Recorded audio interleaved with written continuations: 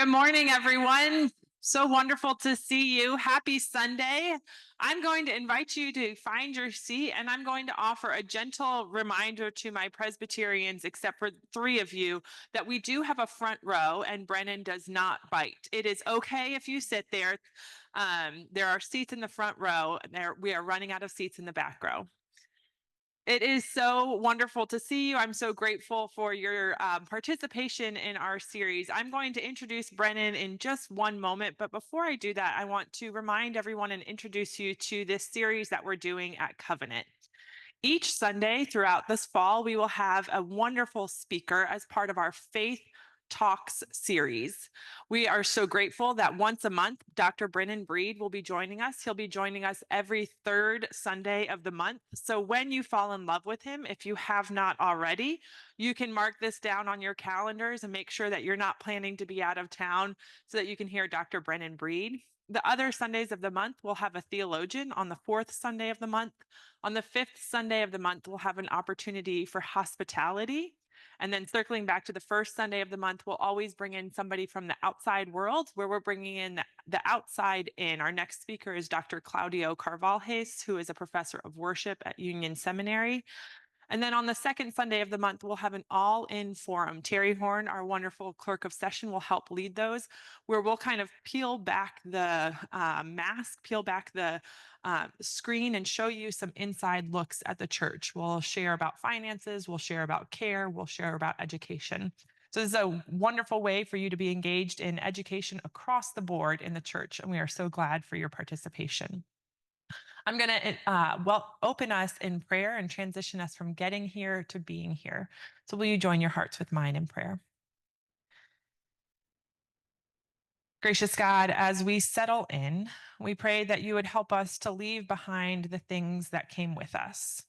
Busy to-do lists, people to worry about, things that have been left undone.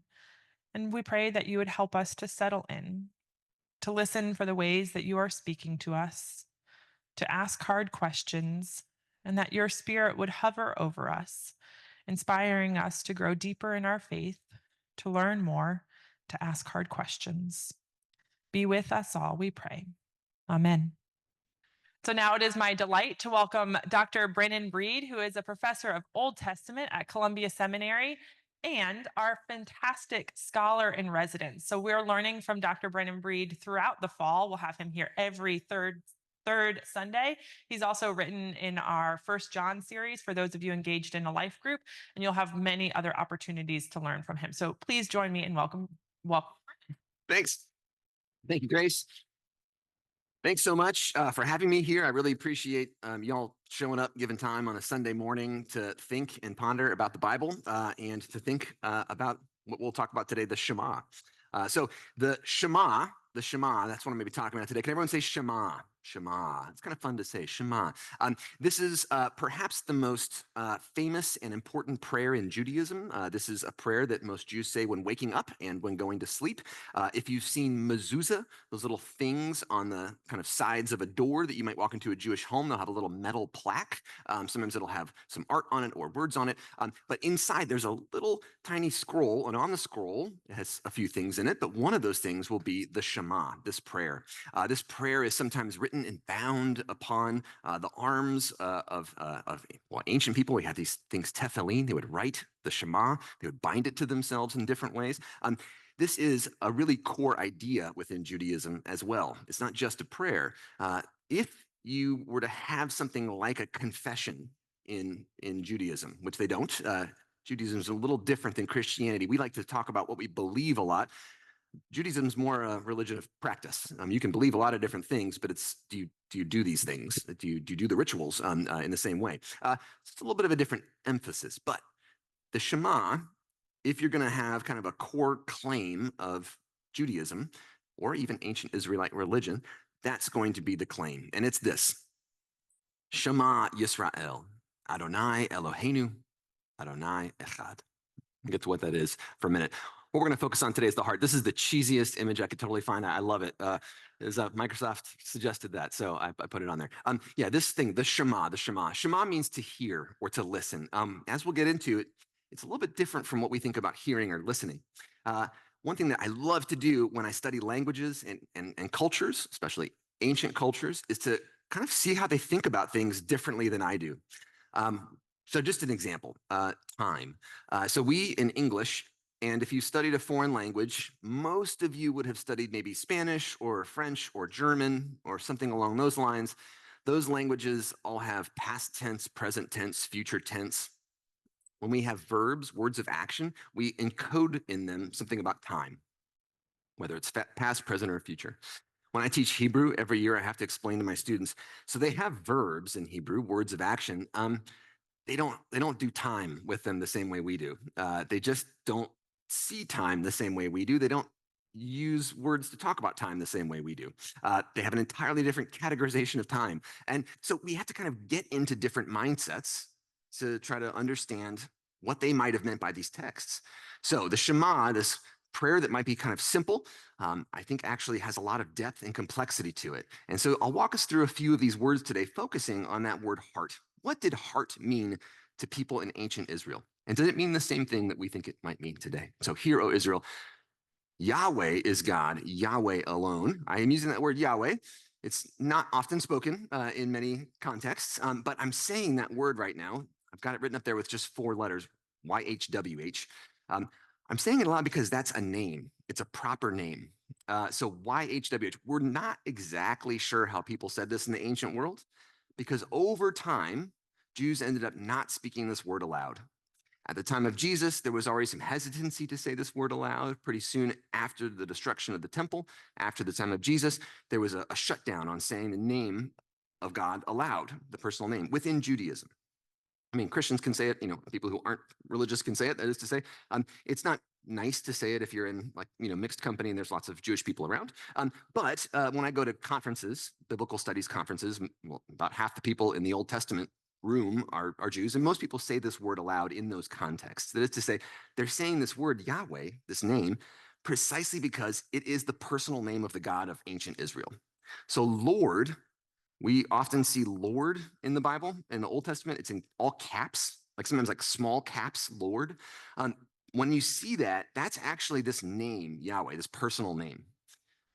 And they stopped kind of saying it aloud. We're not exactly sure how they say it. We think it's Yahweh, but it's encoded in like names and other statements. So any name that ends in Yah, like Isaiah, that's Yah at the end. Isaiah, Yeshua is the beginning of Isaiah's name. That means salvation. And Yah is at the end. So salvation is Yah, or salvation is Yahweh's. Yahweh is salvation. That's Isaiah's name. Josiah. Any name that ends in Yah is a Yahweh name. It's like a short version. It's like a little nickname. So hallelujah. Hallelujah means praise. Yah means Yahweh. Praise Yahweh. So this name, we know it was said Yah. The last part, we're not exactly sure, but we think we're close. But this name was specifically said because there were lots of ancient gods out there, according to all the peoples who lived around Israel. And even many Israelites believed that there were too. When we read the Bible, the prophets are always mad that the Israelites are praying to other gods. They seem to, for the most part, have believed there were lots of gods out there. It took a long time for anyone to really believe that there was only one God out there. It took a long time. So using this name was important because if you said God is God, they would have been like, which one? Marduk, the god of Babylon, or Baal, the storm god of the Canaanites? Or do you mean Yahweh, your God? So Yahweh is our God. That is a claim. We have a God, Yahweh, and that's it. And then Yahweh alone. You might have heard the Shema translated as Yahweh is one, or the Lord is one. It's the word one, echad, that's up there, the last word. That's the word for one in Hebrew, but it can also mean alone. Like I'm all by myself. You might have said, I'm one tonight, eating table for one. So I think it was actually one instead of, or alone instead of one, because in ancient Israel, they didn't have an idea that there were different parts to God. They talked about a Holy Spirit sometimes, but they didn't really think about it very carefully. God was one. They would have all thought that. Yahweh was one. The Christian parts about Jesus and then the Word and the Spirit, that's all later. So they're thinking that there is only one Yahweh, but for them, Yahweh alone is our God. That's the point, rather than all these other gods. We're going to come back to this. This is kind of important.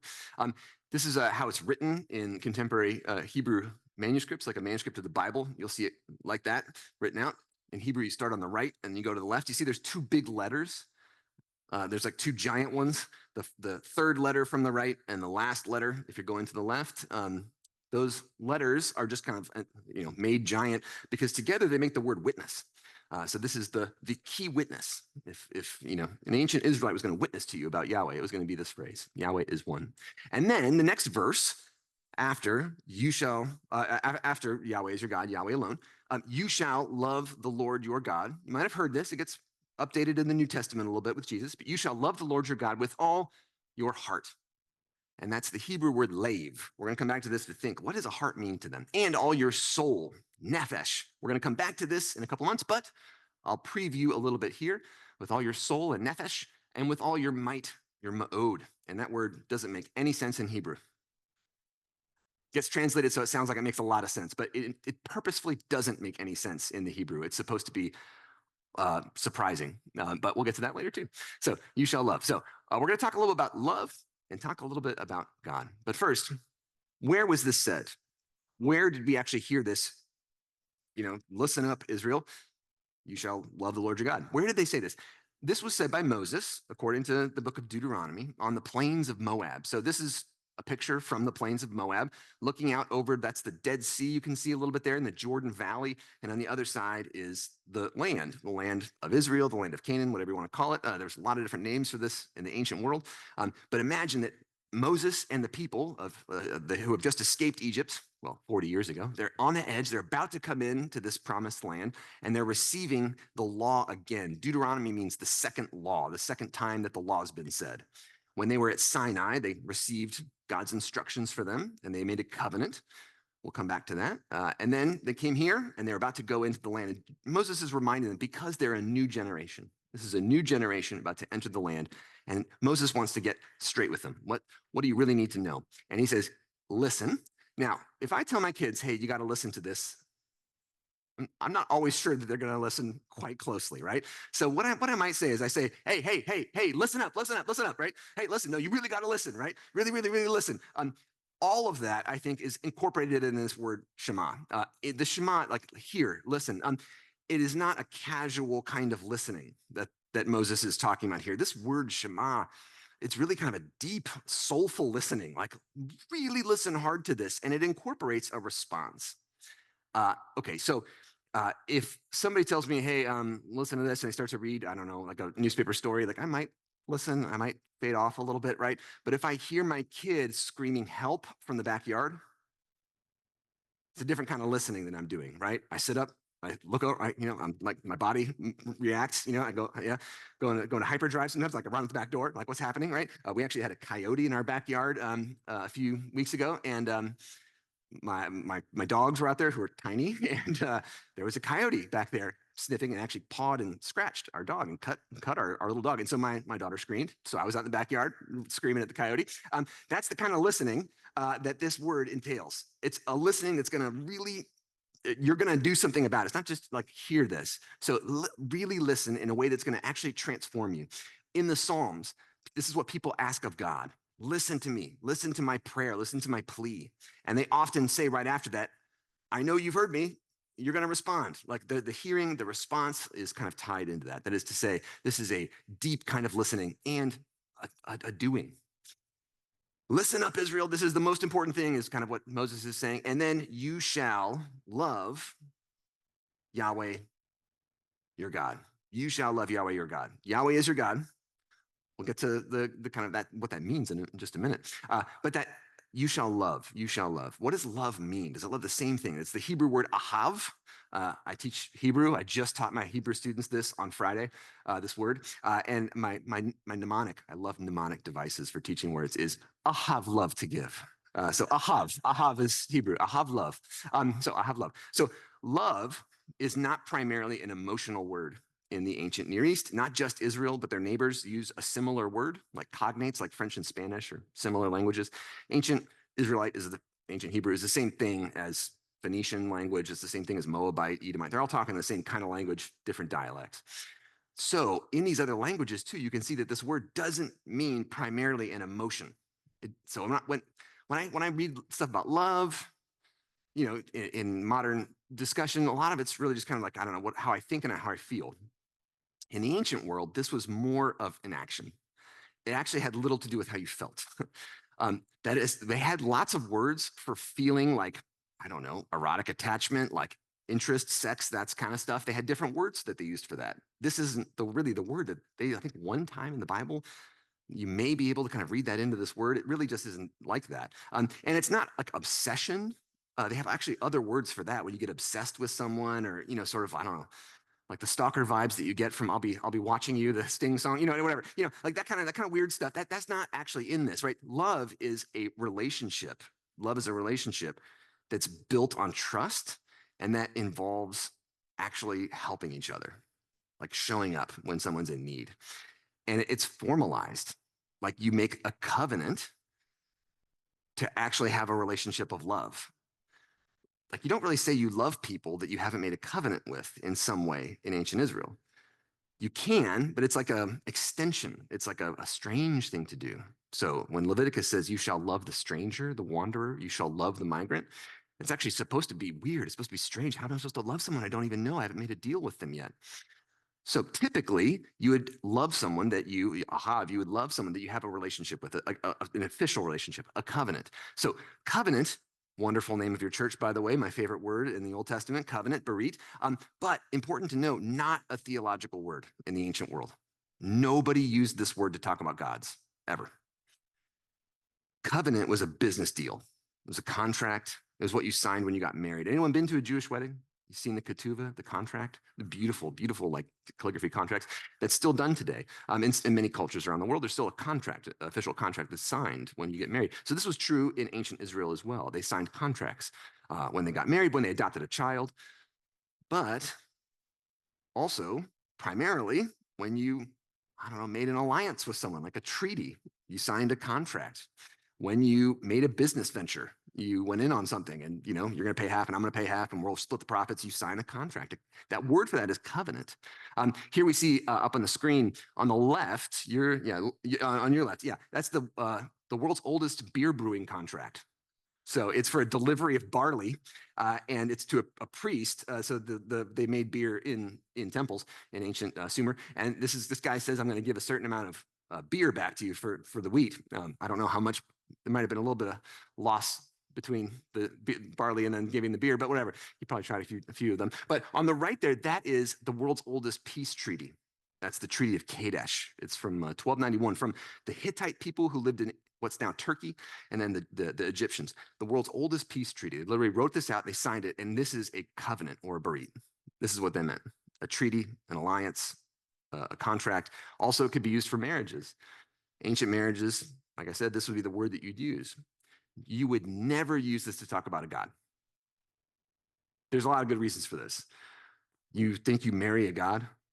Like a human, like that's weird, right? There's stories about like, I don't know, or like, Zeus, like, sleeping with mortals, but they don't actually talk about that stuff in the ancient Near East very much. Egypt doesn't like that kind of talk, and it's pretty weird. There's like the Nephilim stuff, like in Genesis 6, there's like one verse where it gets pretty weird about that, and then like the Bible drops that like a red hot rock. So there is almost nothing in the ancient Near East that is Israel and its neighbors. They don't talk about like people and gods commingling, like in marriage. That's strange to them.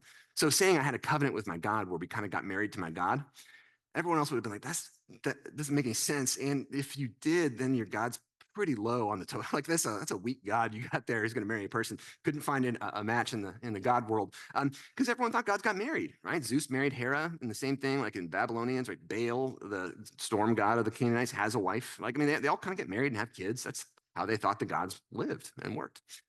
The other reason that you wouldn't make a contract with a god is because then, like if I make a contract with you, that means you owe something to me.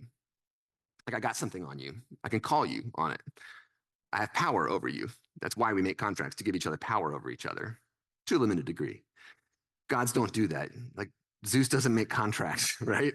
Like he's Zeus, right? He does that's the whole point of being a god, is that you don't have to make contracts with mortals, right? Like you do what you want, right? Sometimes you promise things and you break the promise, and so what? The mortals got to deal with it. This is how the Babylonians thought. This is how the Canaanites thought. This is how the Egyptians thought. The gods don't actually enter into agreements with anyone. We have no record of an ancient contract with a god, except for Israel. They're the only ones. and they were weirdos for it. Every single ancient god in the area around Israel had pantheons. They had lots of gods.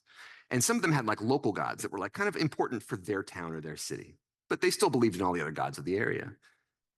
Israel's God, Yahweh, is the only God we know from that area of the world that doesn't appear in anyone else's pantheon. Nobody wants this God, radioactive God.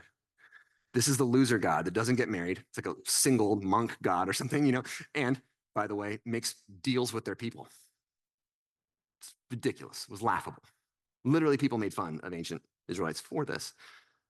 So the covenant is actually a very distinctive, maybe the most distinctive thing that ancient Israel has. And when you use that word love, you shall love the Lord your God. It's primarily in that contractual sense. It's about the covenant. So ancient Israel made a covenant with their God because it was individual. Like they got married to their God. And in the ancient world, I know we've got like, you read some stuff about like multiple marriages. That was pretty rare in the ancient world and then got even more rare over time as you went along. So that is to say, most people, 99% of all people in the ancient world got married monogamously, one-to-one.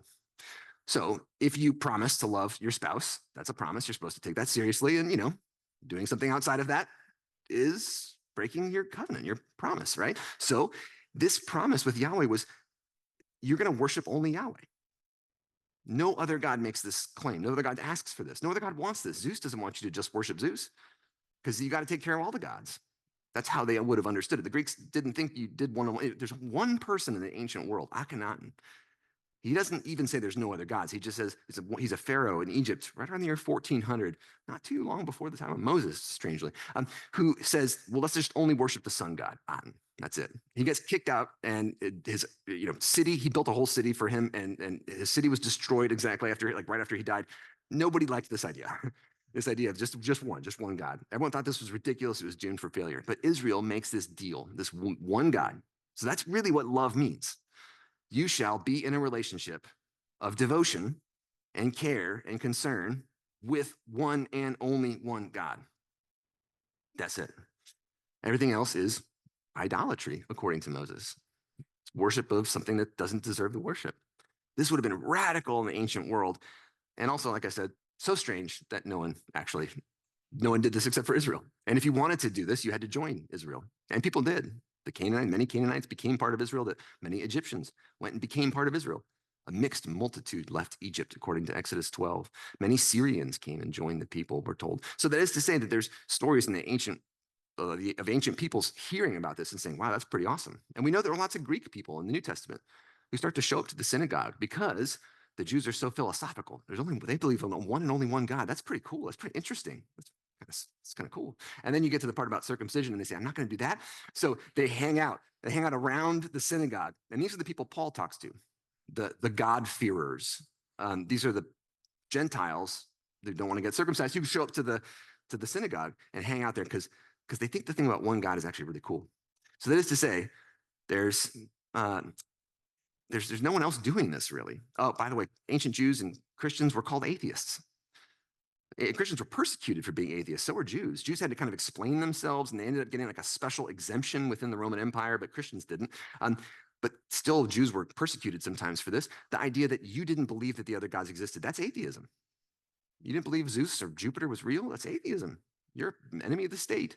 So this is countercultural stuff.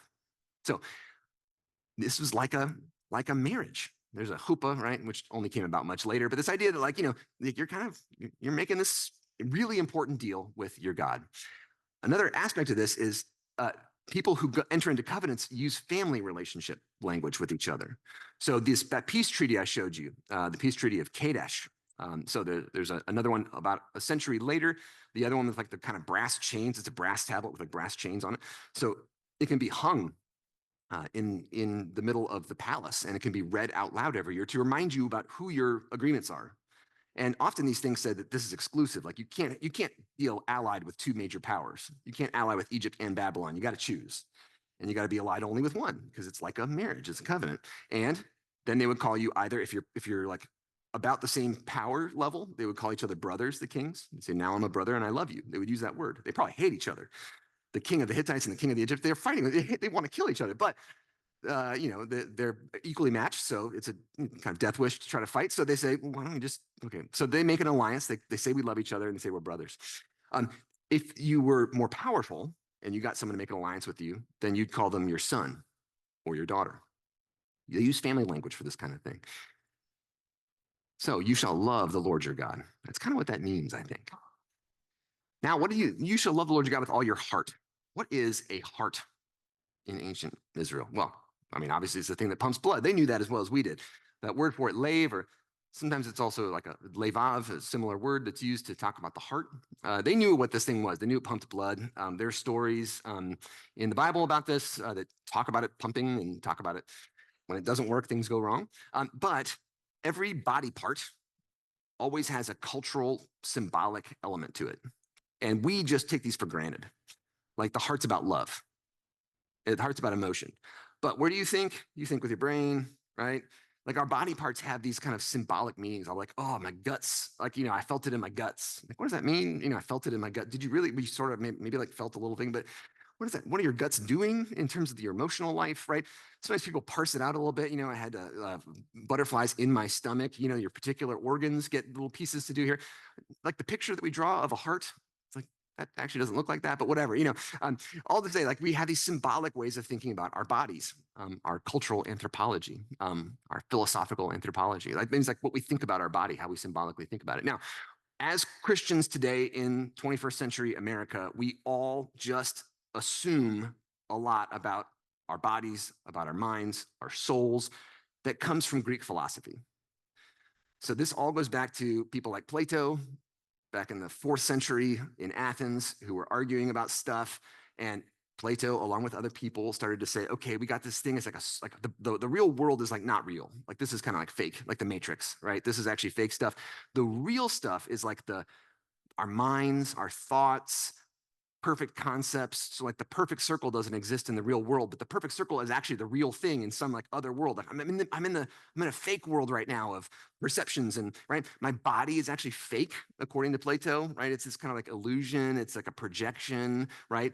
You've heard some of these people perhaps like on social media, like, we're living in a projection, we're holograms or something, maybe, I don't know, but all to say this, Plato would love that stuff. But the idea is that you are mind or spirit or soul, something like not physical, that's really you. And then there's like the physical you, and that's like the mortal coil that like you'll be happy to shuffle off and like go to sort of heaven or whatever, but it'll be better for us when we leave this mortal world. Our perfect soul will continue. John Brown's Marty goes, body dies, whatever, his soul goes marching on, right? All that. So our body goes to the grave, our soul goes marching on, and we still continue to live somehow. That's a Greek idea, not found in the ancient Near East. Ancient Babylonians didn't think this way. Ancient Canaanites didn't think this way. Egyptians, a little bit, if you were super rich, if you were one of the elite, maybe, and you were really good, maybe you could have like continued to go on, but not if you're poor, sorry. And then, ancient Israel, right? I mean, they also have this conception that you are one thing. Your body is your thing. And you have like a spirit kind of, but it's part of your body. So we'll get to that word in the Shema. Love your Lord your God with all your soul. A little preview. Soul, that word does not mean soul, sorry. The word is nephesh. The word literally is throat. So when Joseph in Genesis he's taken in chains, and then a chain is put around his nephesh. That his throat. He had a collar and chain, right? Like that is literally like, somebody like literally like has problems breathing because their throat is sore, and that's nephesh. Like it's just your throat. They thought that this was like representative, symbolic of kind of like your life, because you breathed through your throat and you ate through your throat, drank through it. So you need it.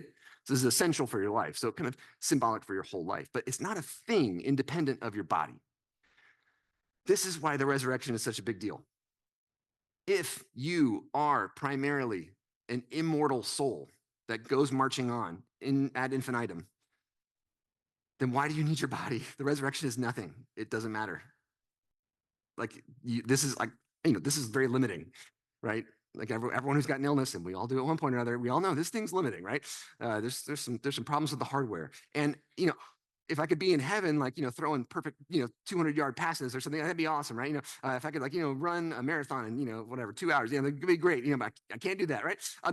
But the idea of Jesus' resurrection is that his body was him. And that's now it's back. And now like he's not separable in a way exactly from his body. And there's maybe some way to talk about him if his body's dead, but it's not the same. So that is to say, something essential is here, like what you got on you. This is essential to who you are. So ancient Israel would have thought Plato was totally nuts. But Plato won out within Christianity. So here's like little images on the right. There's like a guy with a little suke on top. It looks like a little fairy kind of drawn on top of him. And then in the middle, that's the earliest depiction of a suke on a vase that I could find. This is looks like an angel thing kind of coming out of a dead guy's body. And this is like what they thought the soul was, because that was better. It was, good, right? That was who you really are. And this kind of goes along in like medieval Christianity. Christians just adopt this and take it, right? So there's a guy in the medieval period, like I don't know, he must have been really bad because like there's some demons pulling his soul kind of like a naked dude out of his body. Like the soul's either a little person or a baby sometimes. It's really weird to see souls get pictured. But oftentimes we don't think about it in terms of soul in the 21st century. We've more taken kind of the modernist route of really thinking about our mind. Like, so for Rene Descartes, I think, therefore I am. I'm really a thinker. My body is just kind of like the meat bag that like helps my thinking happen. My thinking is the real thing. So I think, therefore I am. So like my inner world is the real world. And Descartes, like other people would have agreed with him at the time, and many still do ultimately. The ancient world was so different. So in the ancient world, they really did think you needed your body. The Egyptians were the only ones to really even think much about an afterlife in the area around Israel. Like, you've heard of like Pharaoh went and lived on and whatever. But remember what Pharaoh needed? Pharaoh needed all of his body. They had to mummify it. That's why they mummified the thing, right? And then they took all the organs out and they literally preserved them in jars, canopic jars, so that because Pharaoh needed this stuff, right? But also they wrote about this in ancient Egypt. So we know exactly what they think about these different organs. They all kind of represent stuff. The one major organ that the Egyptians did not mummify and just threw away because they thought it did nothing. Can you guess what it is? It's the brain. They thought that thing was cotton stuffing, just was holding up your cranium. So they would literally pull it out and just throw it away. Like it was done, right? But you thought with your heart. This is the canopic jar for the heart. You've probably seen these like weighing of the heart ceremony images. That's Anubis, that's one of the gods of the afterlife, who's weighing on a scale somebody's heart on one side and then a feather on the other. The feather is representative of the goddess of wisdom and cosmic order, Ma'at. She's kind of like the grand unification theory of all physics and morality, like all wrapped up in one. She's the one who hangs the universe together. She holds it all. She kind of helped create it all. She's the mastermind. She's the AI algorithm that runs the universe, right? If we are a hologram projection. And so if you lived your life in order, like in the order that the gods had established, like if you lived your life in this way that was in harmony with the cosmos in a moral sense and a physical sense, then you had lived your life according to Ma'at. And that's why they weigh it with a feather. It's like, it's not were you good or bad? Exactly. It's like, did you live your life in the way that was laid out for you by the gods? And if you did, if your heart is the same as this cosmic order, then you can go ahead. And that's that canopic jar. They literally put your heart in the jar. Then apparently in the afterlife, you'd like pop out of your mummy thing and you'd like take your heart and put it back in. Then you could think. And then, kind of like the Tin Man, you'd like get a brain. So this is what they thought. And if like your heart got damaged or like a grave robber stole it, you weren't thinking in the afterlife. So so they do in some ways think you have a mind, but your mind is your heart. They think you think with this. This is your thinking thing. They think you feel a little bit with this, but your feeling is really these things. You need your liver, your kidney, your intestines. That's where you feel. And if you think about it, that makes a lot of sense, because if something really bad happens, like, I don't know, if you're mean, like I feel it like in my gut sometimes, like if I get terrible news or if something surprising happens or I get really nervous, it's like, I start to really feel it, like all in here. And so they thought these organs were the feeling organs, and they thought this organ was the thinking organ, and this was the cotton stuffing. They also had some ways of talking about a spirit, like I said, but it's not like a thing that would go marching on after you died.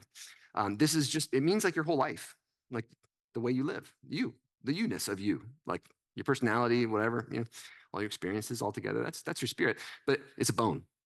Hegel once said the spirit is a bone. Like it's a thing. It's a physical thing. It's your body. It's in there. It's not a spirit inside your body. It's you. So in the Bible, that should be 1 Samuel 25. Sorry. Anyway, Nabal is a guy who David sort of kills. He has a heart attack. David may have had something to do with that. David ends up marrying his wife, Abigail, who he really wanted to marry right after that, but whatever. But this guy Nabal dies of a heart attack. It says his heart turned to stone and he stopped living. So, they knew that this thing was necessary for life, but more importantly for them, they thought it was where you thought. So in Psalm 90:12, this happens all over the Psalms. I'll say, so teach us to number our days that we may gain a heart of wisdom. Now, you might see this translated as a mind of wisdom, because translators sometimes translate this Hebrew word, they translate it as mind because they know it means mind. Sometimes they translate it as heart because everyone knows everyone knows these Bible verses that say heart. So actually the word lev that means heart in ancient Israel is translated lots of ways having to do with mind, heart, feelings, emotions, thoughts. It's just it's a mess in Bible translations. I'm sorry. But it does make a lot of sense of some stories that don't make a lot of sense otherwise. So again, teach us to number our days that we may gain a heart of wisdom. It's really kind of help me to understand that life is short and is finite, because that'll make me make wise choices. It's really about choosing things, thinking things. Or when Solomon is asked for what he wants, what do you want? God says, he says, I want a discerning heart, a wise and discerning heart. He doesn't just mean emotions, right? He's thinking about his thoughts. He wants to be like a person who can choose well, who can think well. And this helps us think about Pharaoh's heart. That whole thing about Exodus and God hardened Pharaoh's heart, and then Pharaoh hardened his own heart. What does that mean to harden your heart? Was it just that Pharaoh was a real mean guy? He was callous? No, it's about choices. It's about his thinking. Pharaoh hardened his heart. That means he was obstinate. He was stubborn. And it doesn't actually even say harden. It says his heart grew heavy. His heart got like a stone or like a weight or something like that, right? But it's the heaviness. It can't be moved. It can't be swayed by anyone's sob stories. I'm a person too. I have children. Why should I be enslaved? I don't care. Who cares about that stuff, right?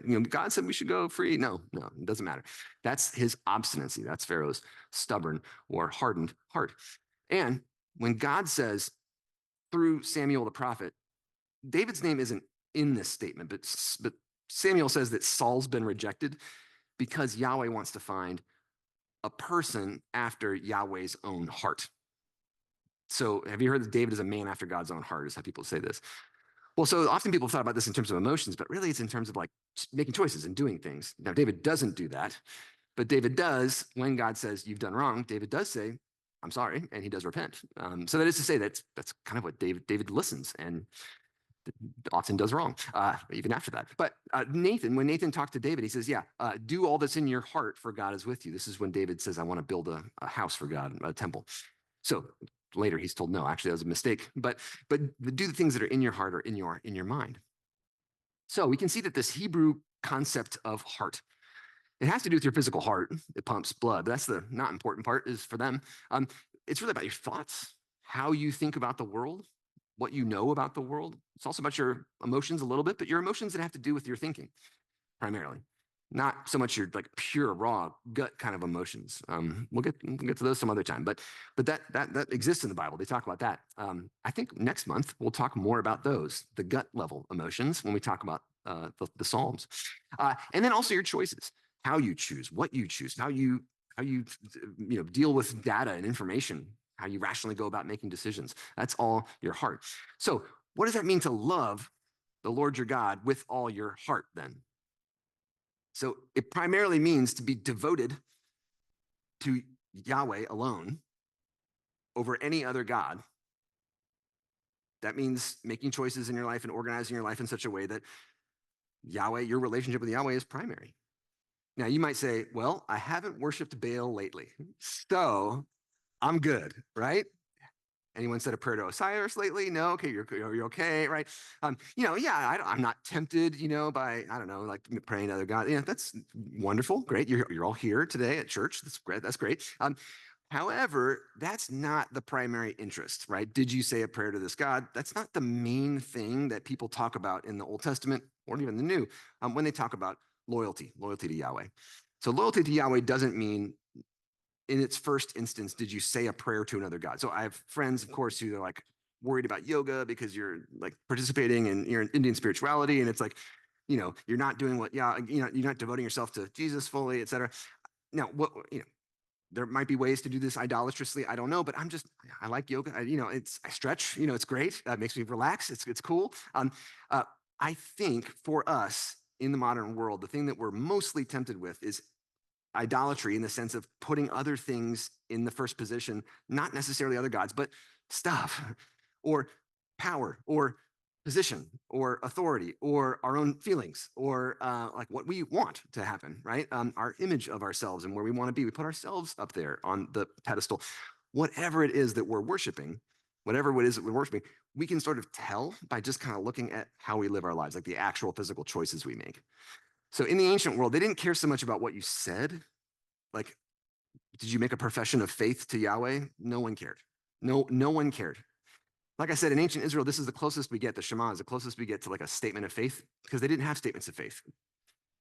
They didn't have like a you get up and you say a thing and then you become this. It had to do with your whole life. Like, did you actually do this stuff? And what Yahweh asks you to do is the stuff in the law, the covenant. Like that's like the stuff, like that's what, and there's a lot of ancient stuff that doesn't make any sense today. Another time we can talk about how do we read the law, the Torah, as Christians in the 21st century, and how do we think about this? Now, my short version is I think we condense and we think about principles because not just this is what we do today, but it's what they did back then. So even Moses updates the law a few times, even before they leave Sinai. And when he updates the law, it's because there's a problem. There's a couple of stories where people say, I'm left out of the law because of this or because of that. There's one story, it's famous in Numbers 27, where women are left out of inheritance law because they're women. And a group of women come and say, that's not fair. There's other principles in the laws of ancient Israel where everyone is supposed to have land because everyone is supposed to in some way be equal before God. And everyone's supposed to have access to the things they need to survive because we're not Pharaoh. That's a basic principle of ancient Israel. That's strange among their neighbors too. Everyone's supposed to have what they need to live. And the women say, because we're women, we're written out of this. And Moses says, good point. Yeah, the law is not right. So let's ask God about this. And God then says in Numbers 27, yeah, let's make new law. Good point. The women have a good point.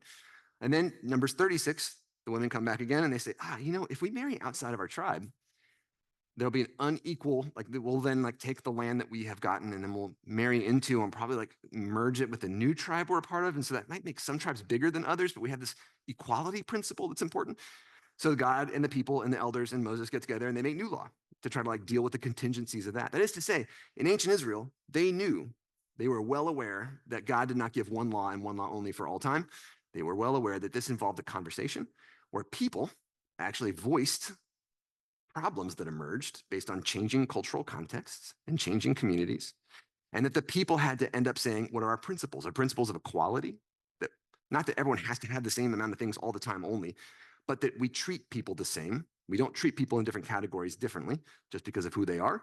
And that we give people, make sure that everyone has access to what they need to survive.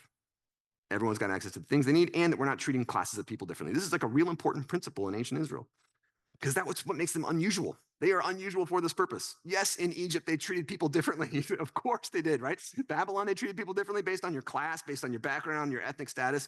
Ancient Israel, they're like, doesn't matter where you come from. Literally, Uriah the Hittite can become a general, and then David can kill him. But, still, it wasn't because he was a Hittite.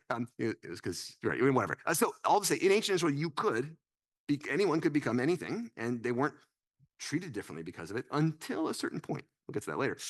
But near the time of Jesus, they started to change, started to be more exclusive, started to circle the wagons and make lists of people who were in and who were out. But not in the ancient period, not in the time of Moses, not in the time of David, not even in the time of Jeremiah. They weren't making lists of who's in and out. Everyone was welcome. And if you wanted to make the allegiance to Yahweh, if you wanted to make a kind of not just say something, but live your life in accordance with Yahweh, yeah, you were welcome into the community. That's the one thing they asked. So the other principle, right, we have equality and everyone kind of being equal.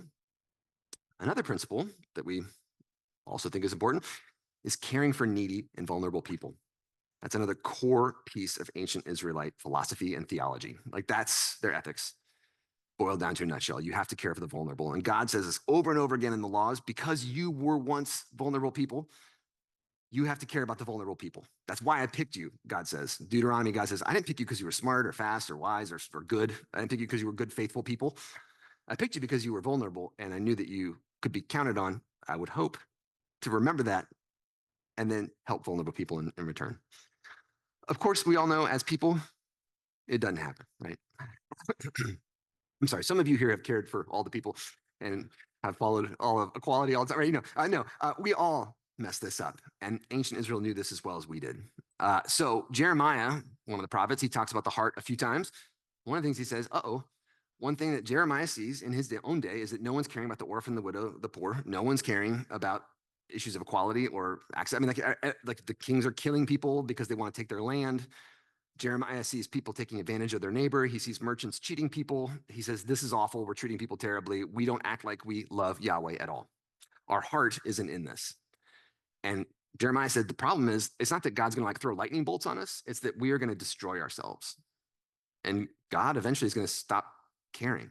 God's going to stop like trying to like stop things bad from happening. God's just going to let it all fall apart and then try to help us start again. So Jeremiah says the heart is deceitful above all things. And he even said it's at this point in the life of Israel, it's beyond cure. Like we can't just fix this by trying to be good or something like that. God searches the heart and examines the mind. People aren't doing right. They're not going to get good things that they deserve. The question then for people like Jeremiah is, can the heart regrow? Can it reform? Can it change? If your thoughts, your actions, etc., if we're living our life in such a way that it seems irredeemable, is there any hope for us? David thought the same thing. David's prayer, the famous prayer from Psalm 51, right? Create in me a clean heart and renew, right, spirit within me, right? Yeah, again, that sense of spirit, but yeah, that nephesh, like renew a right, like a correct, like I want to live my life well, right? And create in me this pure heart.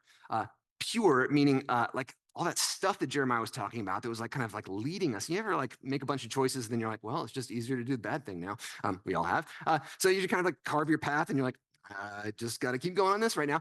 What he wants is like a do-over, kind of wash this thing, get all the muck off of it, right? And like, let's just try again. Let's try this thing from square one. That's what David's asking for. That can you create in me a pure heart? I don't want to keep going like this. And David kind of asks it as a question. He doesn't, he hopes, he's asking for it. And Ezekiel and Jeremiah both eventually, by the end of their books, they ask the question the whole time. By the end of their books, both Ezekiel and Jeremiah end up saying, we've heard from God, there's something coming. God will eventually put a new heart, a new spirit, a new nephesh in you. God will remove our heart of stone, that obstinate, stubborn heart, and will give us a heart of flesh, a heart that pumps, a heart that actually can love, can think, can help us to live a life. And Jeremiah also says near the end of Jeremiah 31, a great chapter, for this is the covenant that I will make with the house of Israel. Notice the covenant and the heart are put together here in Jeremiah. God's going to make a new covenant, a new deal, a new, like some people like they go through a rocky patch and they have like a new ceremony, right? They're going to renew their wedding vows. That's what Jeremiah is saying. God will come back and renew the vows. I will renew the covenant with you, with that house of Israel, and I will put my law within them, or my instruction, my Torah within them, and I will write it in their hearts. And then I'll be their God and they should be my people. So God's going to eventually help us become the kind of people who are going to be able to just live this way. I'm not there. I don't know. Are you? No, I probably not. But when Jesus was at table with his friends on the last night, right? He said, this is the cup of the new covenant. He's quoting Jeremiah 31. This is what he's talking about. He didn't make up the whole new covenant thing. So he literally is saying, this is the cup that is a preview, a little foretaste of this kind of thing that God's going to do one day in the future. This is heavenly thinking we got here, but we're on the way. That inbreaking, that this new heart is accessible to us in small ways, in flashes and glimpses, if we ask for it, if we really ask for it. So the heart in ancient Hebrew, we have our body, our physical thing. We have our mind, our thoughts. We have our feelings, but some of them, like, are kind of more mental thoughts, our mental feelings. I don't know if we have, like you're choosing to love someone, choosing to feel a certain way. Also, our choices, what we do with our mind, and our desires, even those things that you kind of keep thinking. You're like, I want that, but I don't know. They would have said that comes from your heart as well. And our future plans, when you're thinking about the future, where are you going to be? I thought that came from your heart as well. But also, it's the site of our greatest failures. This is the thing that leads us down the wrong paths. We tend to think today that our bodies kind of like do this to us, right? Like like I gave in to my like kind of lower temptations, but I knew I was supposed to do the right thing. And the Israelites said, no. Like all that great temptation stuff. That's well, to them here, for us up here. We kind of trick ourselves that that's like our flesh doing that to us, but no, that's our mind. We're thinking that stuff into existence. But nonetheless, it might be the site of our greatest failure, but it's also the site of God's greatest work. which is ongoing in the person of Jesus. So that's Shema. Here, listen up, O Israel. Anyone who wants to be a part of Israel is welcome to join. Hey, listen up, anyone who wants to be Israel, a lot of people who are in that community, many of them had no biological relationship to Abraham and Sarah. Lots of Egyptians were there, lots of other peoples who had been taken by Egyptians or had found their way to Egypt and had left with them. A lot of Canaanites had already joined them by that point. So all these folks are with them. They are all now a part of this community that is formed by believing that Yahweh is our God out of all the gods and Yahweh alone. So you shall love Yahweh your God with all your heart, with your lave, and then all your soul. We'll get to nefesh later, our life, and then all your might. There's a little teaser. This word ma'od means very. It's an adverb, very. Like if I meet you and I want to say in Hebrew, very good. Like if you tell me, oh, like that's awesome. I might say mazel tov, right? You know, like mazel tov, yeah. Tov ma'od means very good. Tov ma'od, that's very good, that's very good. Ma'od means very. Tov means good. So with all your very. It's literally what Moses says. Doesn't make sense in Hebrew, also doesn't make sense in English. Love God with all your very. But we have to think of Moses saying it instead of like, you shall love the Lord your God with all your heart and all your soul. You know, we have to think of Moses instead saying like, listen up, everybody. Like he's screaming. There's a huge group of people. People are chatting. They're eating food. You know, like, everyone listen up. This is really it. This is the thing. This is the core. You have to love. You have to really love Yahweh, your God, with all of your heart and all of your life and all your the very muchness. That's literally what it would have sounded like. And everyone would be like, I don't think it makes sense, but it sort of makes sense. Yeah, it sort of makes sense. Yeah, all your very muchness, right? Moses doesn't know what to say. Like, what do you say beyond your heart and your whole life? I mean, you know, everything that you are and everything that you do. And what he's trying to tell them is that this devotion isn't just because Yahweh's like, I don't know, super awesome or something. That's true. But also that Yahweh is committing to you too, something that no other God was thought to do in the ancient world, really committing to you individually and asking you into a relationship, a real relationship. And that's one thing I want to leave us with. If we love God with all of our hearts, it does mean bringing our whole selves into an actual relationship with God, which means talking. Some of us have a very good prayer life, I'm sure. And like, you know, if you're like me, I struggle with it sometimes. And I struggle with it, especially when I feel like I'm talking to the wall or the ceiling, etc. I have to get myself into a state of mind where I say, I'm actually talking to not just the God of the universe who created everything and lives in like, I don't know, some distant fairy tale land, but like someone who loves me and has committed to me in a covenant with me. And if I really believe that, then I might be able to believe with the psalmists who say, you agreed, you made a covenant with me. According to that covenant, you had better help because I'm in trouble. The covenant doesn't just mean you're responsible to God. It means God is responsible to you. And you can call God to the carpet on it. You can say, breach a contract. And Israel did all the time. The Psalms continue. They say, your loving kindness. You ever see that word loving kindness, all one word? That word is chesed in Hebrew. It's a covenantal word. It has to do with the covenant. It means your loyalty to the covenant. Business people would use this word with each other. Like, I mean, you agreed. You agreed to do this. I know you don't want to do it now, but you agreed. So you got to do it, right? You know, I'm calling you to the carpet here. That's what God has in it for you. You can call God, say, remember your loving kindness. You agreed. So let me stop there. Let me say, any questions, any comments, anything y'all are thinking about? Yes.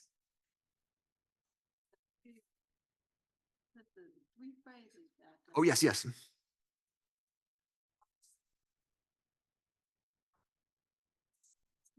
Yes. Right. Yes. Much more than like raw strength. Yes, much more intensity than any of those. Intensity and like uh exuberance and like overflowingness and yeah, right. Even agrammatical, in intent. Yeah, yeah. I think that's right. Yes.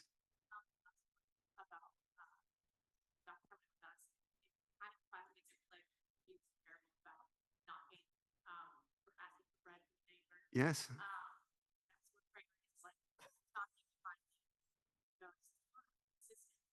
always kind of that parable's always confused me. So like, so it sounds very presumptuous on our part. Yes. Yes. But understanding like that nature of covenants, like no, we are allowed to kind of bring that presumption because God promises that he came into a dual covenant or deciding relationship. Yeah, excellent. So that question of presumption, like it seems presumptuous. And if you read the Psalms, I have had many classes where I've taught where people have said, "Oh yeah, the Psalms, I love the Psalms." Then we start to read them and they're like, "These people are whiners." No, I've literally heard that. Yeah, these people are whiners, and like they don't they don't seem to like get the whole God thing. Like they like complain about everything, and they're mad at God that like bad things have happened to them. Like, don't they know?